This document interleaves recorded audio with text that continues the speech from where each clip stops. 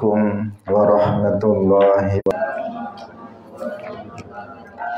Alhamdulillahi rabbil alamin lahun ni'matu wa lahul fadlu wa lahul thana'ul hasan wassalawatullahil barrir rahim wal malaikatil muqarrabin ala sayyidina wa maulana Muhammadin wa ala alihi wa ashabihi tayyibin tahirin. Allahumma la sahla illa ma ja'altahu sahla wa anta taj'alul hazna idza syi'ta sahla. Allahumma arzuqna al-ikhlasa fil niyyati wal qawli wal amal wa ba'du. Ila nabiyil mustafa sallallahu alaihi wasallam wa ikhwanihi min al-anbiya'i wal mursalin والشهداء والصالحين خصوصا إلى سلطان الأولياء الشيخ عبد القادر الجيلاني والشيخ أحمد الرفاعي والشيخ بهاء النقشبندي والشيخ عبد الله الهرري وإلى أرواح مؤسس جمعية نهضة العلماء الشيخ محمد هاشم أشعري والشيخ بسر سنسوري والشيخ عبد الوهاب حسبوه وإلى أرواح جميع أهل القبور من المسلمين والمسلمات. الفاتحة. أعوذ بالله من الشيطان الرجيم. بسم الله الرحمن الرحيم. الحمد لله رب العالمين الرحمن الرحيم مالك يوم الدين إياك نعبد وإياك نستعين اهدنا الصراط المستقيم صراط الذين أنعمت عليهم غير المغضوب عليهم ولا الضالين آمين. Hadirin hadirat kaum muslimin muslimat, pemirsa Madu TV rahimakumullah.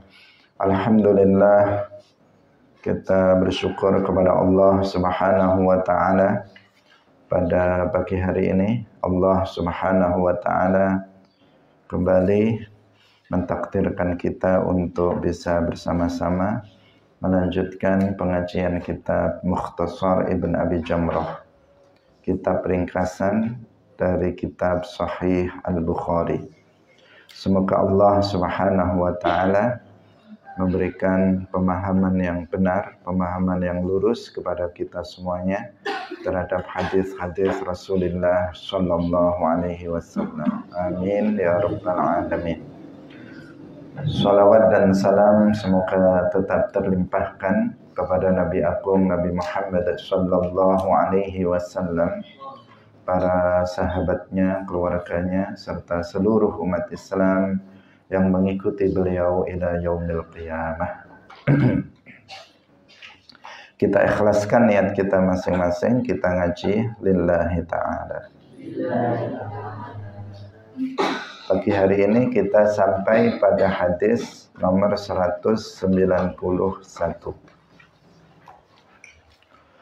Qala al-musannif rahimahullahu ta'ala an Usamah radhiyallahu anhu qala Rasulullah sallallahu alaihi wasallam at-ta'unu rijsun ursila ala ta'ifatin min bani Israel aw ala man kana qablakum فَإِذَا سَمِعْتُمْ بِهِ بِأَرْضٍ فَلَا تَقْدَمُوا عَلَيْهِ وَإِذَا وَقَعَ بِأَرْضٍ وَأَنْتُمْ بِهَا فَلَا تَخْرُجُوا فِرَارًا مِنْهُ. An Usamah, saking Usamah radhiyallahu anhu, qala wasdawuh sapa Usamah, qala wasdawuh sapa Rasulullah sallallahu alaihi wasallam, at-ta'unu utawi wabah penyakit ta'un iku rijsun azab ursila kang den kirim apa rijaz ala ta'ifatin ing atase golongan suci min bani Israila saking bani Israil aw ala man uta ing atase wong kana kang ana sapa man qablakum ing dalem sadurunge sira kabeh fa idza sami'tum mongko tetkalane krungu sapa sira kabeh bihi kelawan ta'un bi ardin ing dalem bumi suci fala taqdamu mongko aja teka sapa sira kabeh alaihi ing atase ardin utawa ing atase ta'un wa idza waqa'a lan tatkalane tumipa apa ta'un bi ardin ing dalem bumi suci maksudnya ing dalem daerah suci wa antum lan utawi sira kabeh iku biha ing dalem ard fala takhruju mongko aja metu sapa sira kabeh firaron krana layu minhu sangking ta'un. Diriwayatkan dari Usamah radhiyallahu anhu, beliau berkata, Rasulullah sallallahu alaihi wasallam bersabda, yang maknanya wabah penyakit ta'un itu adalah azab yang dikirimkan pada suatu kelompok dari Bani Israel atau yang dikirimkan pada orang-orang sebelum kalian. Apabila kalian mendengar adanya wabah penyakit ta'un pada suatu daerah, maka janganlah kalian datang kepadanya. Dan apabila terjadi wabah ta'un, wabah penyakit ta'un ini pada suatu daerah yang kalian berada di dalamnya, maka janganlah kalian itu keluar karena lari dari wabah tersebut. Hadirin rahimakumullah, hadis ini menjelaskan tentang bagaimana kita mensikapi, bagaimana kita bersikap ketika terjadi sebuah wabah penyakit. Yang dalam hadis ini wabah penyakit yang dimaksud adalah wabah penyakit ta'un. Ini penyakit tertentu yang pernah dahulu itu menyebar. Kalau kita yang paling dekat kemarin itu menyebar penyakit wabah namanya COVID-19 ya. COVID-19 itu contoh wabah. Jadi sebuah penyakit yang menyebar luas di suatu daerah, atau bahkan kalau COVID kemarin itu menyebar luas ke seluruh dunia dengan dalam waktu yang sangat cepat dan banyak korban mati. Bahkan setiap hari bisa puluhan orang itu mati disebabkan wabah penyakit tersebut. Seperti yang kemarin terjadi di Indonesia dan di dunia, dalam waktu yang sangat singkat itu puluhan ribu orang itu mati disebabkan wabah penyakit tersebut. Ini berbicara tentang wabah yang pernah terjadi di masa sebelum Rasulullah Shallallahu Alaihi Wasallam, dan wabah ini juga kemudian terjadi bukan hanya di masa sebelum Nabi, di masa setelah Nabi, di masa-masa berikutnya, sampai kemarin itu terjadi wabah yang disebut COVID-19. Itu sebelumnya juga pernah terjadi wabah tertentu. Sebelumnya juga pernah terjadi wabah tertentu. Dan seterusnya. Yang penyakitnya bisa bermacam-macam, bisa berganti-ganti. Tetapi wabah serupa, yaitu penyakit yang menyebar secara cepat dan memakan korban mati yang sangat banyak, itu berkali-kali terjadi di dunia ini. bukan hanya kemarin saja, tetapi sebelumnya dan sebelumnya dan sebelumnya, dan nanti akan ada lagi wabah yang semacam itu. Apa hakikat daripada wabah penyakit tersebut? Rasulullah Shallallahu Alaihi Wasallam beliau bersabda, at-ta'un rijsun ursila ala ta'ifatin min bani Israel aw ala man kana qablakum. Wabah penyakit ta'un itu adalah azab yang dikirimkan pada sekelompok dari Bani Israel, atau Nabi mengatakan bahwa wabah itu adalah azab yang dikirimkan kepada orang-orang sebelum kalian. Jadi wabah itu kan dia sebuah musibah, dan musibah yang menimpa manusia secara umum itu ada kalanya azab dan ada kalanya dia adalah ujian bagi manusia. Kapan sebuah musibah itu menjadi azab dan kapan sebuah musibah itu merupakan ujian? Wabah itu menjadi azab apabila itu ditimpakan kepada orang-orang kafir. Apabila wabah itu mengenai pada orang-orang kafir, maka sesungguhnya itu adalah azab yang muajjal fid dunya. Itu adalah azab yang disegerakan di dunia kepada mereka, sebelum nanti diazab dengan azab yang lebih berat di akhirat. Karena azab di akhirat itu selamanya dan tidak tertandingi beratnya dengan azab yang ada di dunia. Jadi bagi orang-orang kafir, musibah yang menimpa mereka itu adalah azab bagi mereka. Tetapi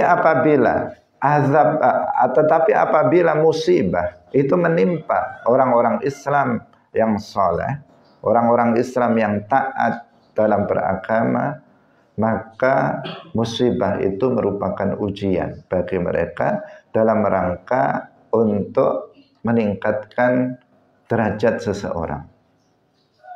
Apabila seseorang yang terkena musibah itu bersabar, ridho dengan apa yang menimpa dirinya, itu sabar terhadap musibah. Karena sabar ada 3 macam. Ada sabar dalam menjalankan ketaatan, ada sabar dalam meninggalkan perkara-perkara yang diharamkan, ada sabar terhadap musibah. Sabar terhadap musibah artinya ridho dengan musibah yang menimpa dirinya dan tidak protes terhadap Allah Subhanahu wa ta'ala. Dia pasrah dengan musibah itu dan tidak protes kepada Allah Subhanahu wa ta'ala. Nah, jika seseorang itu sabar menerima musibah yang ditimpakan pada dirinya, maka Allah Subhanahu wa ta'ala akan mengangkat derajatnya. Allah Subhanahu wa ta'ala akan meninggikan derajat dia, sehingga musibah itu menjadi kebaikan bagi seseorang. Dari musibah menjadi kebaikan untuk akhirat seseorang. Sehingga ada hadis yang lain bahwa Rasulullah Shallallahu Alaihi Wasallam bersabda, "May yuridillahu bihi khairan yusib minhu." Barang siapa yang Allah kehendaki kebaikan, maka Allah akan menimpakan musibah kepadanya. Kalau Allah menghendaki kebaikan untuk seseorang, maka Allah akan menimpakan musibah kepadanya, dan Allah memberikan taufik kepadanya untuk bisa bersabar menerima musibah itu sehingga derajatnya meningkat. Diuji lagi dengan ujian yang lebih berat, meningkat lagi. Diuji lagi dengan ujian yang lebih berat, meningkat lagi, sehingga dia memiliki derajat yang tinggi indallah dengan musibah-musibah yang menimpa dirinya. Karena itulah maka orang yang paling berat musibahnya itu adalah para nabi. Orang yang paling berat dan paling banyak musibah yang menimpa mereka adalah para nabi. Kemudian baru orang-orang soleh, para salihin, para aulia, baru kemudian orang-orang yang derajatnya di bawahnya dan di bawahnya. Rasulullah sallallahu alaihi wasallam bersabda, "Asyaddun nasi bala'an al-anbiya, tsummal amsalu fal amsalu." Orang yang paling berat musibahnya, orang yang paling berat balaknya adalah para nabi. Kemudian orang yang semacam mereka, kemudian orang yang semacam mereka. Artinya orang yang derajatnya di bawahnya dan di bawahnya. Nabi Muhammad sallallahu alaihi wasallam afdalu khalqillah. Beliau adalah makhluk yang paling mulia, derajatnya paling tinggi indallah. Beliau di antara para nabi adalah yang paling tinggi derajatnya indallah. Karena itu musibah yang menimpa Nabi Muhammad itu yang paling banyak dan yang paling berat. Kalau kita menerima musibah seperti yang diterima oleh Nabi, maka kita nggak akan mampu untuk menerima musibah tersebut. Rasulullah Shallallahu Alaihi Wasallam adalah orang yang paling berat musibahnya, tetapi beliau adalah orang yang paling sabar dalam menerima musibah tersebut. Di saat beliau masih hidup, putra-putrinya meninggal dunia, dan itu musibah bagi beliau. Anaknya masih kecil-kecil sudah meninggal satu persatu. Semua putra dan putri Nabi wafat ketika Nabi masih hidup, selain hanya satu saja, yaitu Sayyidah Fatimah Az-Zahra yang wafat sekitar 6 bulan setelah wafatnya Rasulullah Shallallahu Alaihi Wasallam. Itu contoh musibah. Jika Nabi sakit, maka sakitnya tidak seperti kita. Sakitnya dilipat gandakan rasa sakitnya dibandingkan dengan sakitnya manusia biasa. Beliau diancam untuk dibunuh. Beliau dicaci maki oleh orang-orang yang kafir. Dituduh gila, dituduh penyihir dan sebagainya.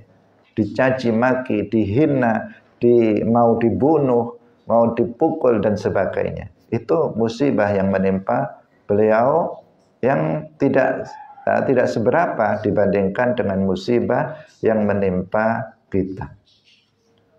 Semakin tinggi derajat seseorang, maka semakin berat musibah yang akan diterimanya. Dan seseorang harus bersabar. Karena musibah ditimpakan sesuai dengan kadar derajat seseorang indallah. Kalau seseorang nggak pernah menerima musibah, menandakan dia orang yang masih rendah derajatnya.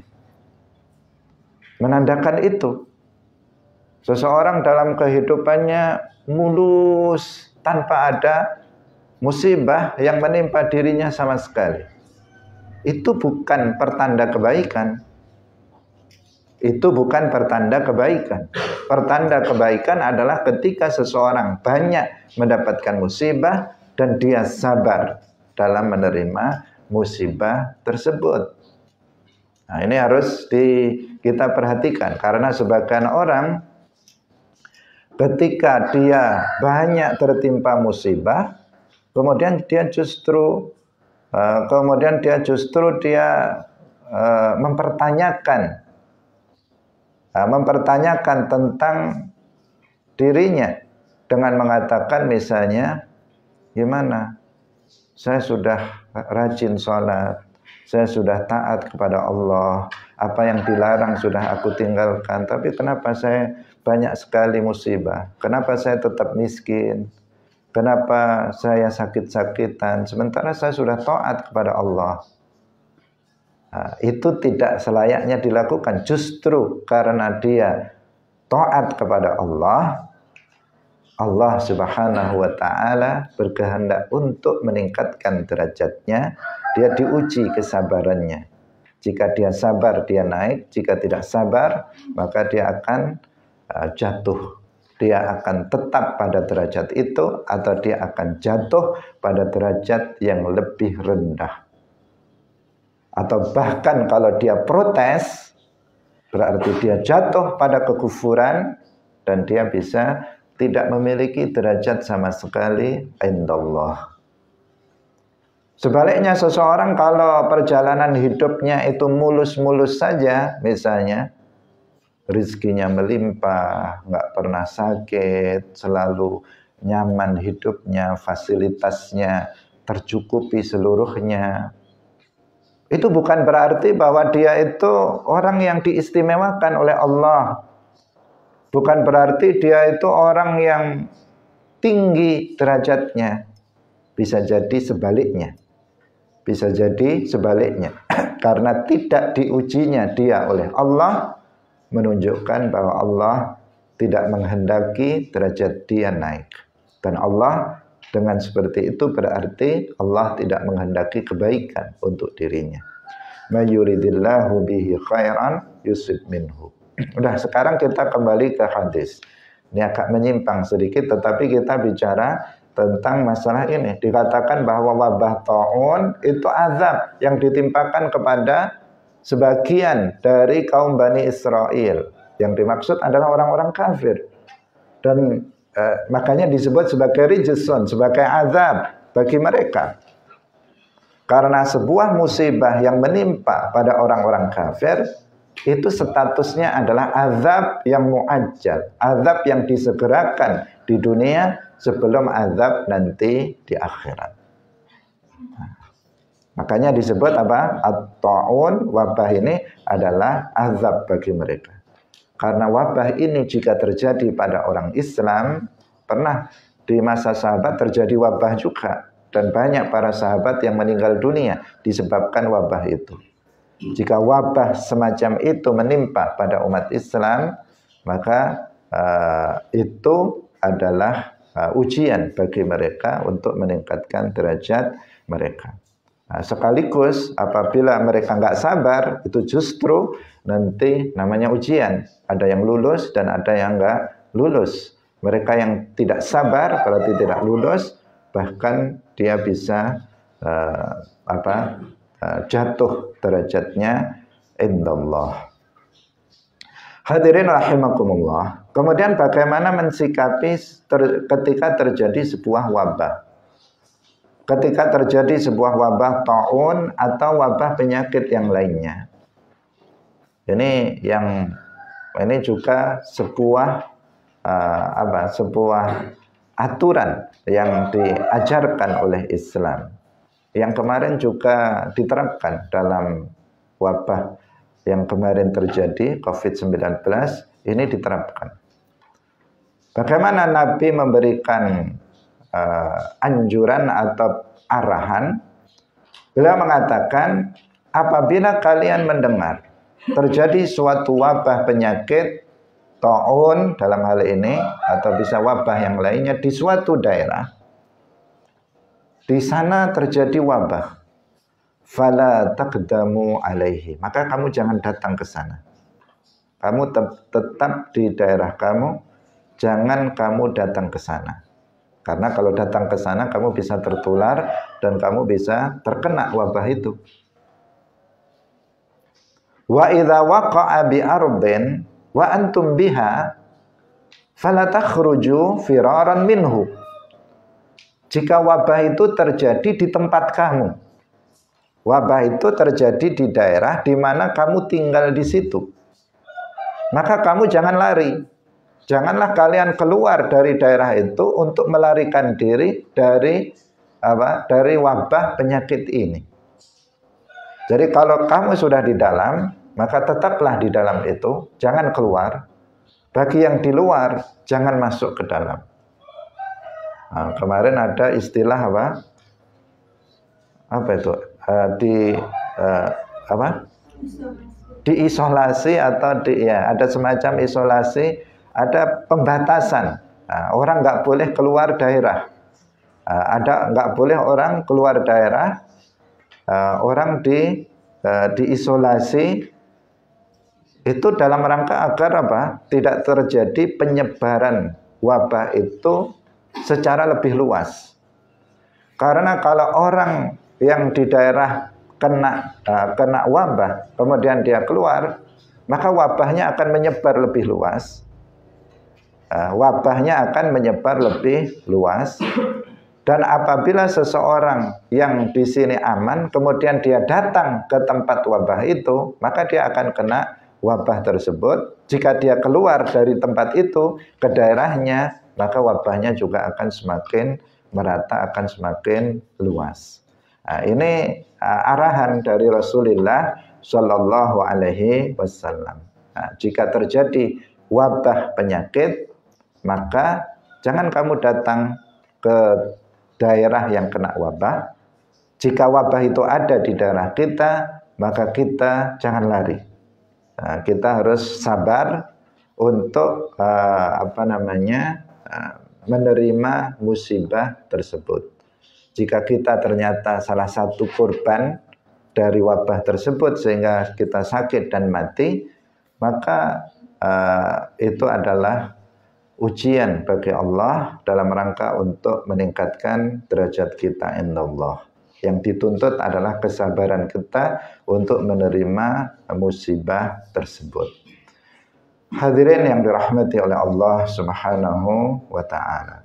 Karena sebagian orang tidak mau mengikuti aturan seperti ini, sehingga kemudian wabah itu semakin menjadi-jadi. Karena pada hakikatnya nanti dijelaskan di hadis yang kedua yang masih berkaitan dengan masalah wabah, kematian seseorang sudah ditetapkan oleh Allah Subhanahu wa ta'ala. Seseorang lari pun jika sudah dikehendaki oleh Allah terkena wabah dan mati, maka dia akan mati. Seseorang tetap tinggal di daerah yang penuh dengan wabah, jika Allah berkehendak untuk dia hidup, tidak mati disebabkan itu, maka dia akan tetap hidup. Seperti yang terjadi kemarin. Kita alhamdulillah masih selamat. Meskipun orang di sekitar kita banyak orang yang kena virus itu dan mati, alhamdulillah sampai sekarang kita masih hidup. Kenapa? Karena Allah mentakdirkan kita masih hidup. Sebagian orang ada yang ditakdirkan oleh Allah mati dengan sebab musibah itu, dengan sebab penyakit itu, maka matilah dia.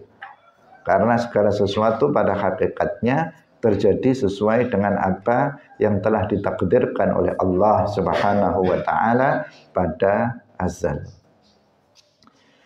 Itu akan dijelaskan pada hadis berikutnya. An Aisyah radhiyallahu taala anha qalat wasdawah sapa Aisyah sa'altu wastaqan sapa ingsun Rasulullah ing Rasulullah sallallahu alaihi wasallam anit ta'uni saking penyakit wabah ta'un, wabah penyakit ta'un. Fa akhbarani, ini ta'un ini penyakit tertentu yang saya tidak bisa menggambarkan tentang seperti apa penyakitnya. Karena penyakit itu kan macam-macam modelnya. Ini namanya ta'un. Tetapi wabah penyakit mematikan. Mematikan. Biasanya kalau wabah penyakit baru itu penyakitnya belum ditemukan oleh para pakar dokter, sehingga menyebar cepat dan tidak tertangani dengan baik, sehingga kemudian banyak timbul korban.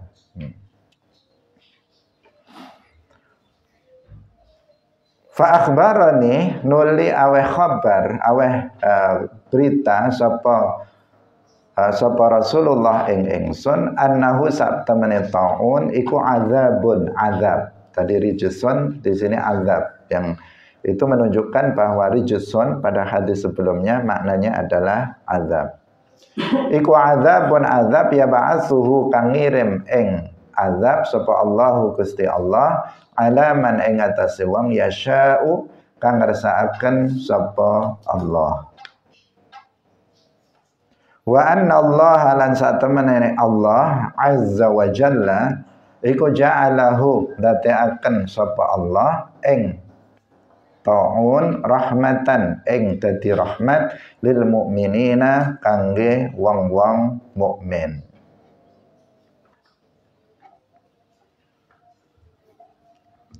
Laisa ora ana min ahadin saking wong suci yaqa'u tumipa apa ta'unu wabah penyakit ta'un fayam kusu nuli netep sapa ahad fi baladihi ing dalam daerah ahad sabiran halih wong kang sabar muhtasiban halih wong kang golek ganjaran ya'lamu annahu la yusibuhu ya'lamu ngawruhi sapa ahad annahu satemene kelakuan la yusibuhu ora ngenani ing wong illa ma kataba kejaba perkara kataba kang wis netepaken sapa Allahu Gusti Allah lahu ketuwe ahad illa kana kejaba ana iku lahu ketuwe man mithlu ajri syahidin utawi padane ganjarane wong kang mati syahid. Hadirin rahimakumullah, ini sambungan dari apa yang tadi sudah kita jelaskan. Bahwa wabah penyakit taun itu adalah azab. Di sini Sayyidah Aisyah bertanya kepada Rasulullah Shallallahu Alaihi Wasallam tentang hakikat dari wabah penyakit taun.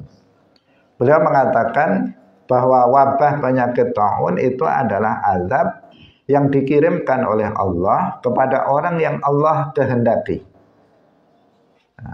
Kepada orang yang Allah kehendaki, yaitu orang-orang tadi, orang-orang kafir.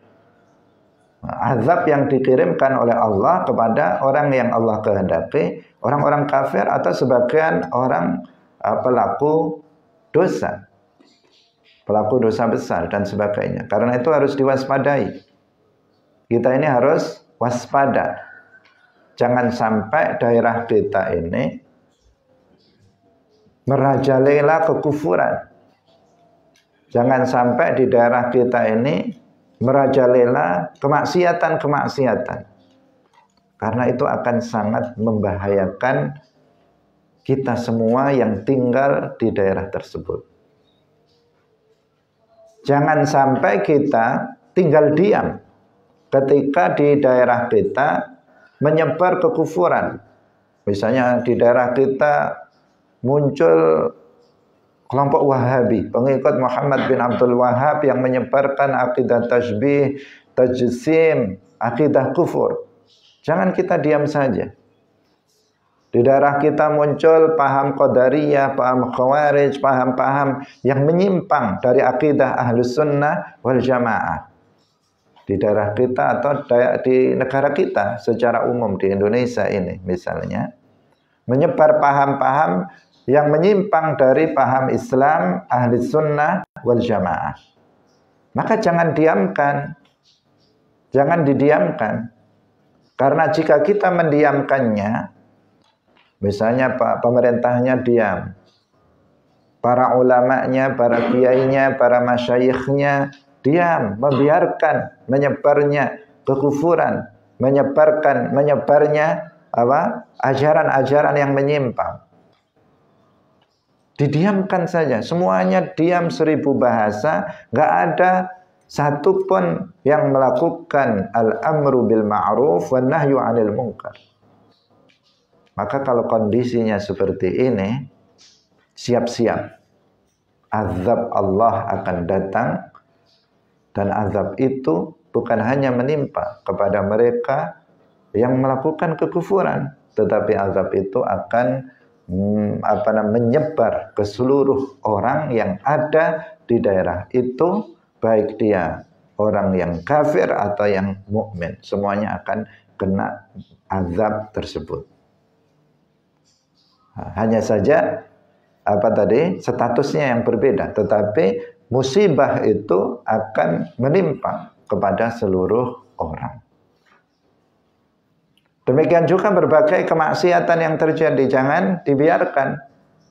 Ketika di daerah kita terjadi banyak maksiat terjadi, banyak orang misalnya banyak perzinaan terjadi, banyak mabuk-mabukan, banyak misalnya terjadi perjudian di daerah itu, maka harus segera kita ikut serta untuk memberantasnya dan membersihkannya dari daerah kita. Sesuai dengan kemampuan kita. Kita melakukan an-nahyu 'anil munkar sesuai dengan kemampuan. Karena kalau dibiarkan, kalau semua orang membiarkannya, maka siap-siap. Siap-siap datangnya musibah yang dikirimkan oleh Allah secara menyeluruh untuk semua orang, baik pelaku maksiat ataupun orang-orang solehnya yang diam mengetahui terjadinya kemungkaran di daerah tersebut. Hadirin rahimakumullah, ada juga hadis yang menegaskan tentang hal itu. Artinya apa? Kekufuran dan juga kemaksiatan itu adalah bisa menjadi penyebab datangnya musibah terhadap suatu daerah. Itu nyata dan itu sesuai dengan apa yang didawuhkan oleh Rasulullah Shallallahu Alaihi Wasallam. Maka kita jangan mendiamkan terjadinya kekufuran dan kemaksiatan di daerah kita. An-nahyu 'anil munkar harus dilakukan sesuai dengan kemampuan kita masing-masing. Itu. Hadirin yang dirahmati oleh Allah Subhanahu wa taala. Wa anna Allah 'azza wa jalla ja'alahu rahmatan lil mu'minin. Wabah penyakit taun itu Allah jadikan sebagai rahmah bagi orang-orang mukmin. Kenapa? Kok dia bisa menjadi rahmah bagi orang mukmin? Wabah penyakit itu azab bagi orang-orang kafir. Tetapi itu adalah rahmah bagi orang-orang mukmin. Nah, secara zahir seperti tidak kena akal. Bagaimana orang kena penyakit kemudian dia mati disebabkan itu, kemudian itu jadi rahmah. Itu menjadi rahmah bagi seseorang. Tetapi rahmah yang sesungguhnya, rahmat Allah yang sesungguhnya itu adalah masuk surga dan mendapatkan nikmat-nikmat surga yang abadi. Itulah hakikat daripada rahmah Allah. Di dunia ini banyak rahmat Allah, tetapi rahmat Allah Subhanahu wa taala di dunia ini tidak sebanding dengan rahmat Allah di akhirat berupa masuk surga dan nikmat-nikmat surga. Maka Nabi Shallallahu Alaihi Wasallam menjelaskan bagaimana wabah penyakit taun itu menjadi rahmah bagi orang-orang yang beriman. Beliau menjelaskan laisa min ahadin yaqa'u ta'un fayamkuthu fi baladihi sabiran muhtasiban ya'lamu annahu la yusibuhu illa ma kataballahu lahu illa kana lahu mithlu ajri syahid. Tidaklah ada seseorang yang di daerahnya itu menyebar wabah penyakit taun, kemudian dia tetap tinggal di tempat itu dengan kesabaran dan dengan untuk mencari pahala Allah, maka dia akan mendapatkan pahala seperti pahalanya orang yang mati syahid. Ini rahmatnya. Nah, bagaimana mati syahid itu rahmah. Ketika seseorang itu mati syahid atau seseorang mendapatkan pahala orang yang mati syahid, Artinya apa? Dia mendapatkan derajat yang tinggi indallah nanti pada hari kiamat. Dia masuk surga. Sering kita sampaikan bahwa orang yang mati syahid derajatnya sangat tinggi di dalam surga. Nah, dan seseorang akan mendapatkan pahala orang yang mati syahid dengan ketika terjadi wabah penyakit dengan 3 ketentuan. Nah, dengan 3 ketentuan. Apa saja 3 ketentuan itu? Yang pertama, dia tetap tinggal di situ. Dia nggak lari ke daerah lain. Dia tidak berusaha menyelamatkan diri sehingga dia keluar dari daerah itu. Dia tetap tinggal yamkuth. Nah, yamkuth dia tetap berdiam diri di tempatnya, di daerahnya. Itu syarat yang pertama. Untuk mendapatkan pahala orang yang mati syahid, yang pertama, dia tetap tinggal di daerahnya itu. Tidak lari ke daerah lain. Karena sebagian orang ada yang ketakutan, kemudian dia lari mencari tempat yang sejauh-jauhnya untuk menyelamatkan diri. Yang seakan-akan dia tidak tidak meyakini bahwa apa yang akan menimpa dirinya itu semuanya sesuai dengan apa yang telah ditakdirkan oleh Allah Subhanahu wa ta'ala. Ini satu syaratnya. Yang kedua syaratnya dia sabiran. Dia sabar. Dia sabar menerima musibah tersebut. Wabah penyakit itu dia sabar untuk menanggungnya. Seperti yang tadi sudah kita jelaskan, dia tidak protes kepada Allah, dia pasrah, tawakkul ala Allah, menyerahkan segala urusan hidupnya, kesehatannya, kematiannya kepada Allah.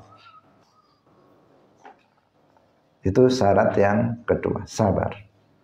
Yang ketiga, muhtasiban. Dia melakukan itu semata-mata untuk mencari pahala dari Allah Subhanahu wa ta'ala. Karena dia tahu bahwa apa yang menimpa seseorang itu adalah sesuatu yang telah ditakdirkan oleh Allah Subhanahu wa ta'ala untuk dirinya. Semuanya sudah tertulis di Lauhil Mahfuz. Kataballahu lahu. Artinya Allah telah memerintahkan kepada Al-Qalamul A'la untuk menulis semua yang terjadi, yang akan terjadi di Lauhil Mahfuz. Semuanya sudah tertulis di Lauhil Mahfuz. Si fulan mati disebabkan oleh wabah penyakit tertentu. Itu sudah apa? Sudah tertulis di Lauhil Mahfuz. Dan apa yang sudah tertulis di Lauhil Mahfuz, seseorang tidak bisa menghindarinya. Seseorang tidak bisa menghindarinya. Meskipun dia lari sejauh-jauhnya, tetapi kalau Allah mentakdirkan dia mati, kena wabah penyakit itu, akan kena juga.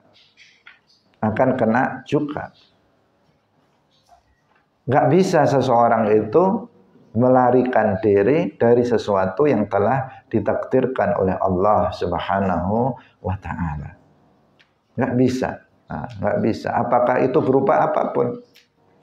Kematian nggak bisa diundurkan atau diajukan meski hanya semenit. Seseorang hanya secara zahir dia berobat, dia berusaha untuk berobat. Mana tahu dengan obat itu Allah mentakdirkan dia sembuh, karena dia nggak mengetahui apa yang telah ditakdirkan oleh Allah untuk dirinya. Karena itu nggak ada satu orang pun, tidak ada satu orang pun yang bisa selamat dari Azrail, dari kematian. Tidak ada. Orang sehebat apapun dan orang sekaya apapun, dari kakek, nenek, buyut kita dahulu, nenek moyang kita, nggak ada satupun mereka yang bisa selamat dari kematian.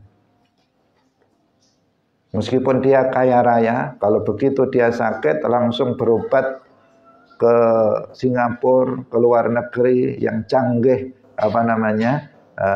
kedokterannya, peralatannya yang canggih, mati atau tidak? Mati juga akhirnya. Mati juga. Meskipun dia berobat apa ala kadarnya, mati juga. Dia berobat di sini, mati juga pada akhirnya. Yang berobat ke sana kemari juga mati juga pada akhirnya. Nggak bisa. Seseorang itu menghindari apa yang telah Allah tetapkan pada azal, nggak bisa. Apa yang telah tertulis di Lauhul Mahfuz nggak bisa kita menghindarinya. Nah, ketika seseorang mengimani itu, ketika seseorang tahu tentang hal itu, kemudian dia terjadi wabah penyakit di suatu daerah, di tempat dia. Kemudian dia tinggal di situ. Udah saya nggak keluar dari daerah ini, saya tetap tinggal di sini dengan penuh kesabaran. Yang kedua, yang ketiga mencari pahala Allah. Nah, mencari pahala Allah karena dia tahu bahwa dengan kesabaran dia dalam menerima musibah, maka dia akan mendapatkan pahala yang sangat banyak, bahkan pahala orang yang mati syahid. Dia untuk mencari pahala dari Allah, dia tetap tinggal di situ dengan penuh kesabaran. Kemudian dia mati disebabkan itu, maka dia akan mendapatkan pahala orang yang mati syahid. Dan ini sesuatu yang luar biasa. Setiap orang Muslim pasti mengharapkan dia akan mendapatkan syahadah. Dia akan mati dalam keadaan mati syahid. Karena orang yang mati syahid, dia akan masuk ke dalam surga. Itu yang diharapkan setiap orang. Dia mati syahid betulan, atau dia tidak mati syahid, tetapi dia mendapatkan pahala orang yang mati syahid.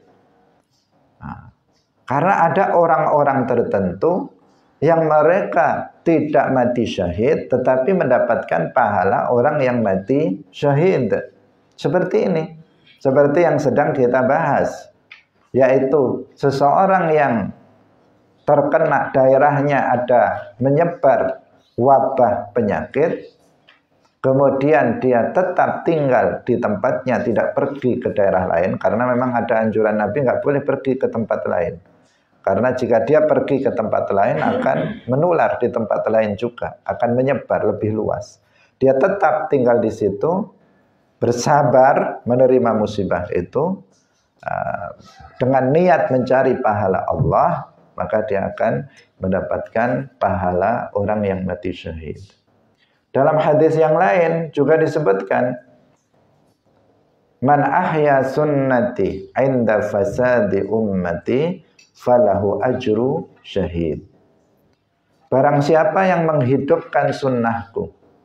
Sunnah di sini yang dimaksud adalah ajaran-ajaran Nabi, aqidatan wa ahkaman, baik itu aqidah maupun ahkam. Barang siapa yang menghidupkan ajaran Nabi dengan mengajarkan aqidah ahli sunnah wal jamaah, dengan mengajarkan ilmu agama kepada masyarakat di saat kondisi umat dalam keadaan rusak, inda fasadi ummati, seperti yang terjadi pada hari ini. Banyak sekali masyarakat kita yang gak memahami akidah ahli sunnah wal jamaah. Sebaliknya banyak menyebar paham-paham di luar ahli sunnah wal jamaah. Paham-paham sesat begitu sangat banyak, kebodohan begitu sangat banyak menyebar luas di masyarakat kita. Bahkan banyak yang gak mengenal Allah, banyak yang gak mengenal Rasulullah Sallallahu Alaihi Wasallam. Di saat seperti ini, kalau kita mau berdiri tegak mengajarkan ilmu-ilmu agama kepada masyarakat, mengajarkan ilmu ahli sunnah wal jamaah, maka kata Nabi, falahu ajru syahid. Maka dia akan memperoleh pahala orang yang mati syahid. meskipun dia mati di atas tempat tidurnya. Meskipun dia mati di atas tempat tidurnya, tidak berada di tengah-tengah medan peperangan, dia akan mendapatkan pahala orang yang mati syahid. Dan orang yang mati syahid sering kita sampaikan derajatnya di dalam surga itu jauh lebih tinggi dari derajat orang-orang yang lainnya. Yang orang lainnya dari penduduk surga. 100 derajat, mendapatkan 100 derajat dibandingkan dengan yang lainnya di dalam surga. Hadirin yang dirahmati oleh Allah Subhanahu wa taala. Sehingga kita hendaknya senantiasa berusaha dan berdoa untuk kita mendapatkan syahadah, untuk mendapatkan kematian syahid yang pahalanya sangat besar indallah nanti pada hari kiamat. Hadirin rahimakumullah, dua hadis menjelaskan tentang wabah, hakikat dari wabah penyakit taun dan bagaimana kita mensikapinya di saat terjadi musibah penyakit seperti ini. Semoga bermanfaat bagi kita semuanya. Sampai di sini insya Allah kita akan tetap lanjutkan pengajian kitab ini di hari-hari berikutnya. Semoga Allah Subhanahu wa taala memberikan kesehatan kepada kita semuanya dan memberikan taufiknya selalu untuk kita sehingga kita bisa istiqamah dalam ngaji ilmu-ilmu agama. Amin ya rabbal alamin. Barakallahu fikum wallahu muwaffiq ila aqwamit thariq. Wassalamualaikum warahmatullahi wabarakatuh. La ilaha illallah.